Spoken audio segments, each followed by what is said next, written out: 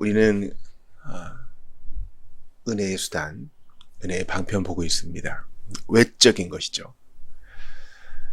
내적으로 성령께서 얼마든지 역사하시지만 주님은 어떻게 하시기로 결정을 하셨냐 하면 성령께서 말씀을 도구 삼아, 성례를 도구 삼아, 기도를 도구 삼아 그렇게 신자들의 은혜 가운데 거하게 하시기로 작정을 하셨습니다. 그러므로 우리는 주님이 정한 방편을 잘 따라가야 돼요.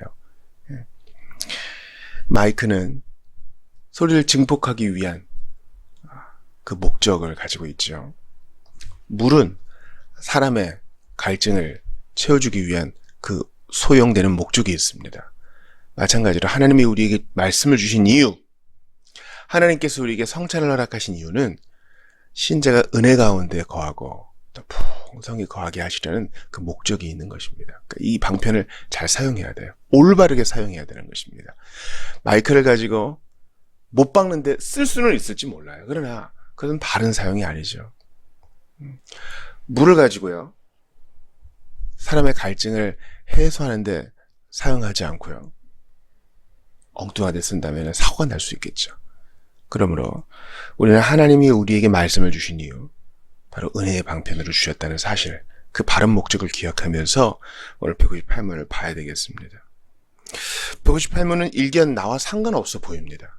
그러나 자세히 보시면 그리스도께서 참으로 은혜로우신 분이라는 사실을 더욱 알게 됩니다. 먼저 디모데전서 3장 2절을 보세요. 그러므로 감독은 책망할 것이 없으며 한 아내의 남편이 되며 절제하며 신중하며 단정하며 나그네를 대접하며 가르치기를 잘하며. 이어지는 6절도 보세요. 새로 입교한 자도 말지니 교만하여져서 마귀를 정죄하는 그 정죄에 빠질까 하며.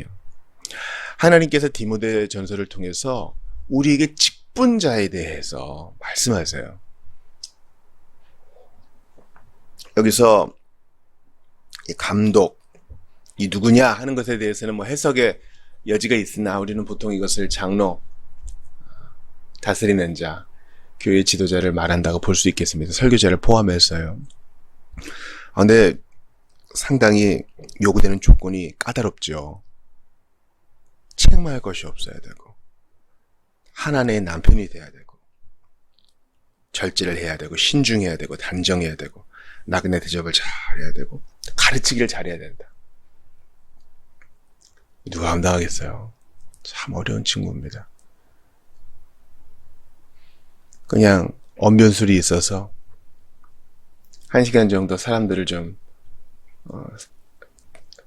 잡아놓을 수 있다면은 좋은 조건이겠다, 그렇게 하지 않고 주님은 내적 외적 성품을 다 요구하세요. 또 새로 입교한 자도 말지니, 이 말은 공동체에서 인정을 받은 사람이어야 된다는 거죠. 실력 있는 선생이 왔다 그래서 딱 함부로 세우는 것이 아니라 공동체에서 시간을 통해 검증된 사람이 지도자가 되고 말씀을 가르치는 자가 돼야 된다. 안 그러면 교만해져서 마귀의 정죄에 빠질 수 있다. 하나님 말씀을 공적으로 설교하는 자들은 성경이 제시하고 있는 특정한 자격을 갖춰야 됩니다. 단순히 신학교 나와야 된다, 이것뿐만 아니라 이 내적 성품에 있어서도 검증이 돼야 된다는 것입니다. 그러니까 목사님, 저 신학교에 가고 싶습니다, 선교지에 가고 싶습니다 하는 분들이 찾아오면 일단은 말리는 편을 생각해야 됩니다. 이건 저의 매뉴얼이에요. 제가 선배들에게 배운 것이기도 하고요. 잘하셨습니다. 얼마나 좋은 결정인지 모릅니다. 격려할 수도 있겠죠. 그러나 이 특정한 자격을 갖추기 위해서는 이러한 테스트도 통과해야 되는 거예요. 말려도 막으셔도 하겠습니다, 이런 자세. 부족하지만 주님이 부르신 이 부름의 상을 향하여 이 열정을 가지고 가겠습니다. 하지 않으면 제가 견딜 수 없습니다. 이 소명은요, 불이거든요. 소명은 불이에요. 내 안에서 이 불이 타오르니 전하지 않고는 제가 견딜 수 없나이다. 복음을 전하지 않으면 내게 화가 있을 것이로다. 이런 자들이 가는 거예요. 여러분도 얼마나 이 설교자를 위해서, 또 교회 장로를 위해서 기도 많이 해야 되는지 아시겠죠? 헌금 많이 하고 교회 잘 다니는 사람 되는 거 아닙니까? 뭐 세상에 할 일 없는 사람이 되는 거 아닙니까? 천만의 말씀이에요. 이 요구되는 조건 누가 감당할 수 있겠습니까? 이 하나님의 부르심 아무나 받을 수 있는 거 아닙니다. 하나님은 교회의 유익을 위해서 직분자를 부르셔서 교회를 섬기게 하시니 우리가 정말 이 직임의 고귀함을 깨닫고 사람이 고귀한 게 아니라 이 직무가 고귀한 거예요. 이 직무의 고귀함을 깨닫고 함께 우리가 고민하면서 잘 나아가야 될 것입니다. 에베소서 4장 8절에서 11절 잘 드세요. 그러므로 이르기를 그가 위로 올라가실 때, 주님이 승천하실 때 말이에요. 사로잡혔던 자들을 사로잡으시고 사람들에게 선물을 주셨다 하였도다. 예수님은 승천하실 때 무슨 선물 주셨을까? 올라가셨다 하였은즉 땅 아래 낮은 곳으로 내리셨던 것이 아니면 무엇이냐? 그러니까 죽으셨다가 부활하셔서 승천하셨다는 걸 얘기하죠. 내리셨던 그가 곧 하늘 위에 오르신 자니 이는 만물을 충만하게 하려 하십니다. 그러니까 구원은 승천까지 한 세트예요. 죽음과 부활만 얘기하고 뭐 성육신만 얘기하면 온전하지 않아요. 승천과 재림까지 다 얘기해야 돼요. 만물을 충만하게 하시려고. 그가 어떤 사람은 사도로, 어떤 사람은 선지자로, 어떤 사람은 복음 전하는 자로, 어떤 사람은 목사와 교사로 삼으셨으니 주님이 승천하실 때 선물을 주신 것이 바로 직분자라는 걸 알 수 있어요. 여기서 이제 사도, 선지자, 복음 전하는 자는 일시직이라고 우리가 봅니다. 초대교회 때 성경이 다 주어지지 않았을 때 또 초대교회의 특수한 상황 가운데 주님이 주신 직분자죠. 더 이상 사도는 없어요. 또 여기서 선지자와 복음 전하는 자는 순회 전도자와 또 하나님께서 정경이 다 완성되지 않았을 때 주님이 특별히 계시를 주셨다는 사람들을 말합니다. 근데 이제 목사와 교사는 아직까지 있죠. 목양의 임무 가르치고 다스리는 이 자들은 주님이 승천하실 때 교회에 주시는 선물이에요. 주님이 선물을 어떤 현금이나 어떤 부동산 주지 않으시고 사람, 직분자를 주셨어요. 그러니까 우리가 직분자를 볼 때 저 사람 나 싫다가 아니라 하나님이 왜 사람을 선물로 주셨을까? 어떤 직무를 행할 자를 우리에게 선물로 주신 이유는 우리를 복되게 하려 하시는데 그렇다면 이 직무를 귀히 여겨야 되겠다. 어떤 사람을 좋아하는 게 아니라 이 직무를 귀히 여기는 것입니다. 호세아 4장 6절 봅시다. 내 백성이 지식이 없으므로 망하는도다. 네가 지식을 버렸으니 나도 너를 버려 내 제사장이 못하게 할 것이요 되지 못하게 할 것이요 네가 네 하나님의 율법을 잊었으니 나도 네 자녀들을 잊어버리리라. 호세아에서는 직접적인 직무를 얘기하진 않죠. 그러나 주님이 이 지식의 말씀을 얼마나 귀히 여기시는지 우리에게 알려주십니다. 그래서 이 지식의 말씀을 전하는 자가 바로 제사장이라는 것입니다. 원래 제사장의 임무가 가르치는 거잖아요. 교회는요, 말씀이 있는 곳에 교회가 있는 것이에요. 교회는요, 가르침이 없으면 아무것도 아니에요. 여러 모임들을 봐요. 연말이니까 또 모임도 많고 또 주중에 꾸준히 하는 모임들도 있죠. 그런데 가르침이 없는 세상 모임들이 대단히 많아요. 일단 모이는 게 중요한 것이고 모여서 뭐 각자의 얘기만 해도 몇 시간은 넉넉히 꾸리지 않겠어요?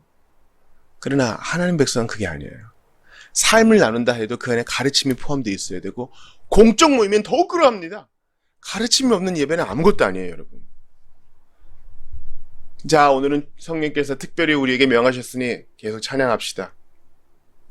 그런 것이 없을 수는 없겠어요.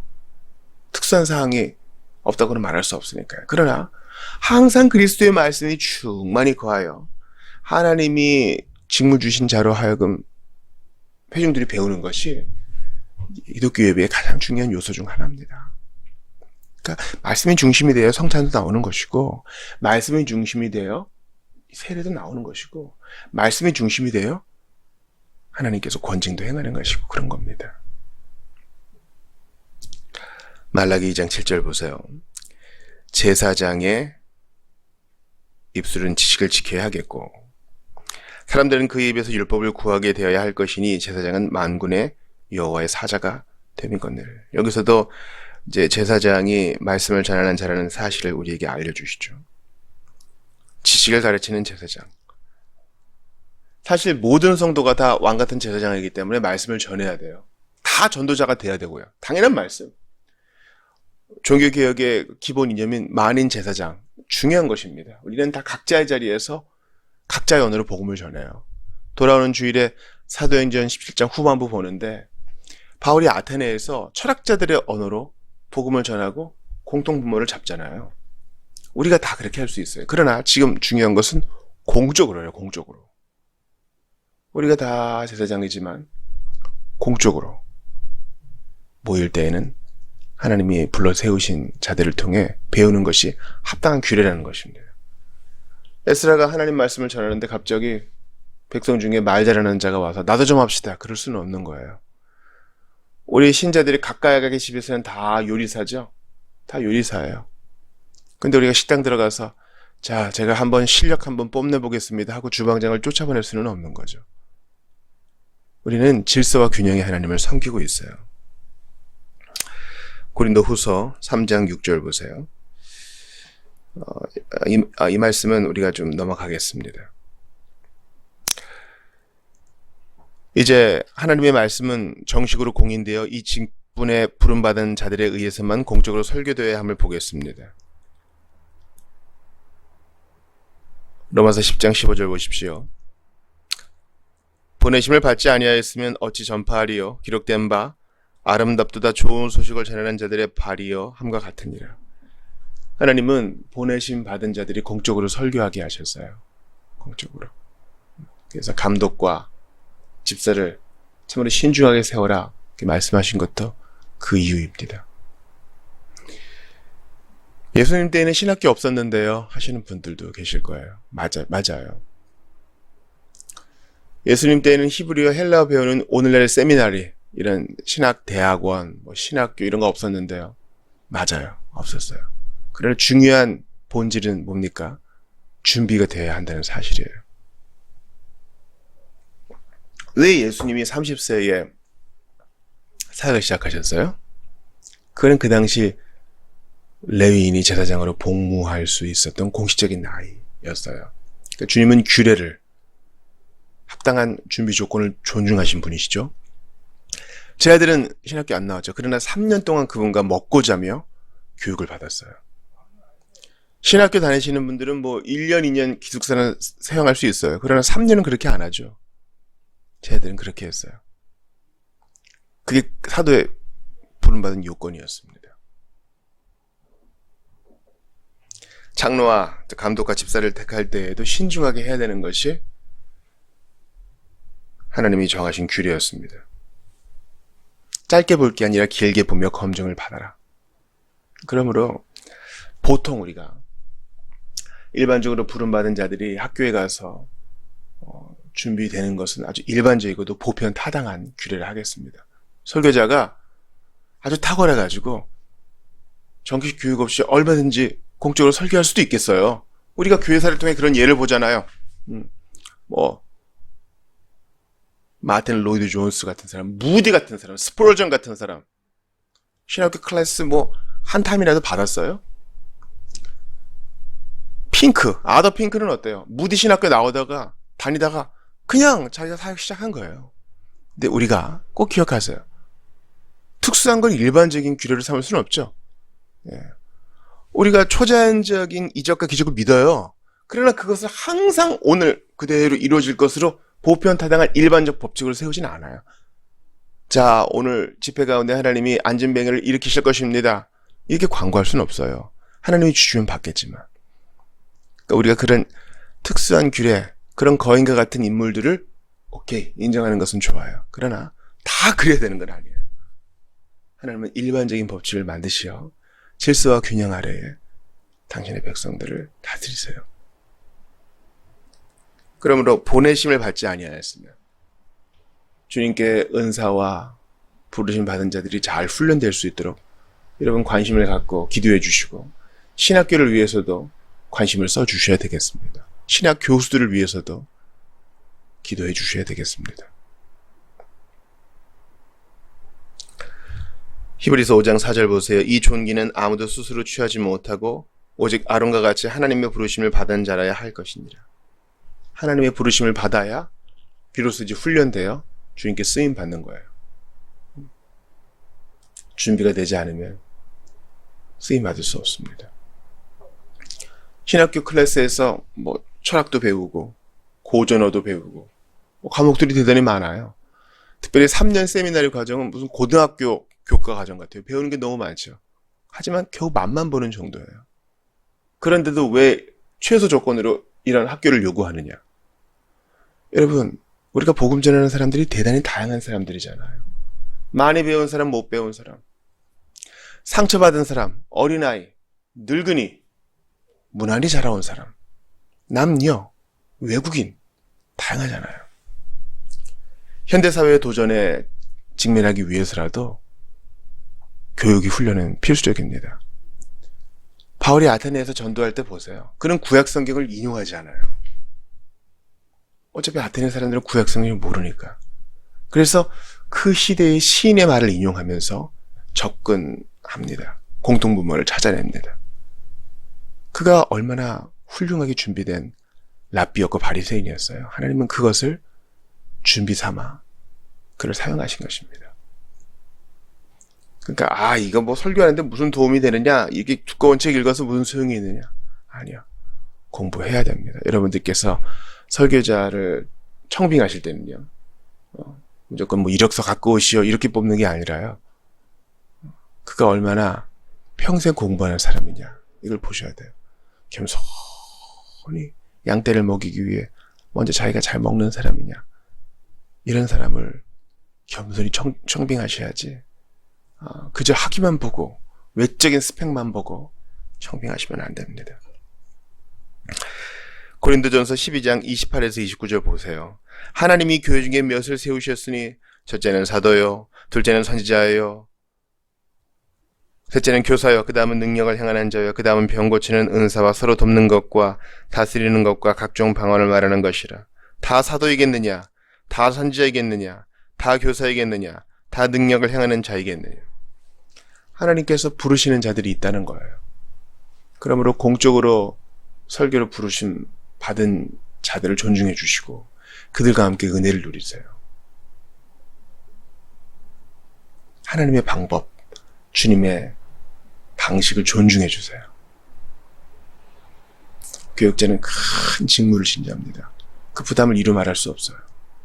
여러분께서 그 짐을 나누어 주시고 기도를 지지해 주시기를 부탁드려요. 디모데전서 3장 10절과 4장 14절을 봅시다.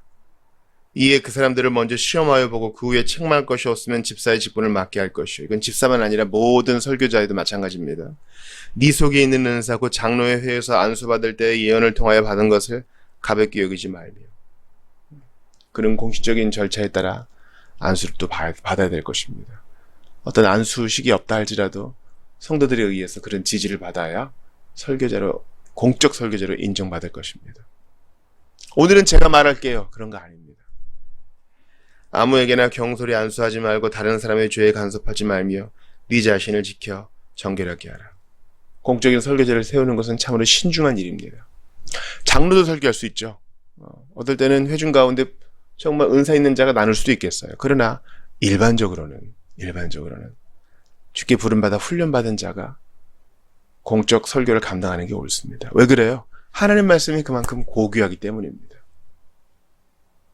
우리 예수님 보세요. 세상적인 관점으로는 참 실패하고 대책 없는 사람처럼 보이죠. 제자를 12명 세웠는데 그렇게 훌륭하지 못해요. 다 졸업시험에서 페일, 낙제에 가까워요. 다 도망갔으니까. 요한은 남아있었다고 하지만 그도 사실 겁쟁이였으니까요. 또 하나는 마귀였죠. 승천하셔요. 부활하고 죽음을 이기셨대요. 아직까지 저희들 잘 못 믿죠. 승천하시는데 아직도 의심하는 사람들이 있고 성령 오시기 전까지는 준비도 좀 안 돼 있는, 무슨 책 한 권 남기신 것도 아니고 건물을 남기신 것도 아니고 제도를 남기신 것도 아니에요. 말씀을 가르치시고 성령을 보내신 거 외에 없어요. 그러나 주님은 그렇게 사람들을 남기셨어요. 한 줌의 사람들. 그 사람들이 세상을 바꾸고 오늘도 복음을 전하며 어둠에서 죄와 허물로 죽은 자들을 이끌어내고 있습니다. 사람. 그러므로 설계자로 세워질 사람을 위해서 기도해 주시고 장로로 세워질 사람들을 위해서 기도해 주시는 여러분들 되시기를 바라요. 부족해도 참아주시고 하나님의 부르심을 귀히 여겨주셔서 교회를 아름답게 세워가시는 여러분들 다 되시기를 주의 이름으로 축원합니다. 설계자를 위해 기도해 주십시오.